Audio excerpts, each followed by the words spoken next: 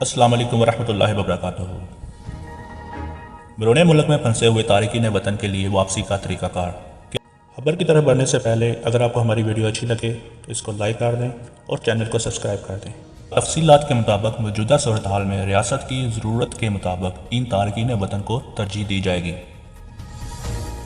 जिनकी रिहायशी अकामों की मुद्दत बाकी है।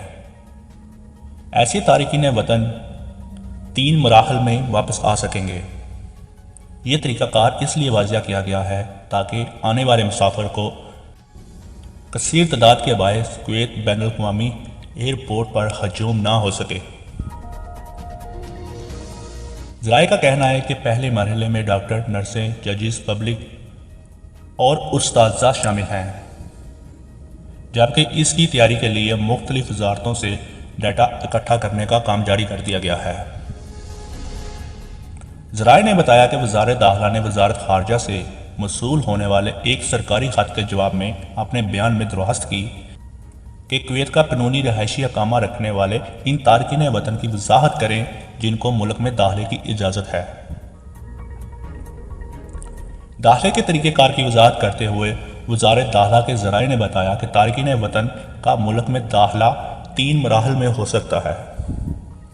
पहले मराहल में इन मुलाज़मीन को तरजीह दी जाएगी जैसा कि मिसाल के तौर पर डॉक्टर्स, नर्सें, जजों और उस्ताज़ा। दूसरे मरहले में वो लोग शामिल हैं जिनकी फैमिली भी कुवैत में रहाइश पजीर हैं और वो लोग जिनके पास आर्टिकल 22 का हकामा है या ऐसे ख़ानदान के सरबराहान जिनका हकामा आर्टिकल 18 के मुताबिक है और इनकी अहलिया और बच्चे कुवैत में रहाइश पजीर हैं। तीसरा मरहला इनका होगा जो कुवैत वापस आने के ख्वाहिशमंद हैं। वज़ारत दाखिला को वज़ारत ख़ारजा के ख़त में इन लोगों के लिए एक तरीक़ाकार वाज़िया करने की दरख्वास्त भी शामिल है जिनको नया हकामा जारी किया गया था और जिनके पास काम करने के नए मुआहदे थे। इनके अलावा वज़ारत ख़ारजा ने हकामा ख़त्म हो जाने वाले लोगों के हकामे की तजदीद के लिए एक तरीक़ेकार की तरतीब देने की दरख्वास्त की है कि जिन तारकीन वतन के कफ़ील कंपनियाँ चाहती हैं कि वो इनके साथ काम करें और इनका हकामा लगाएं, वो इन्हें कुवैत वापस लाएं।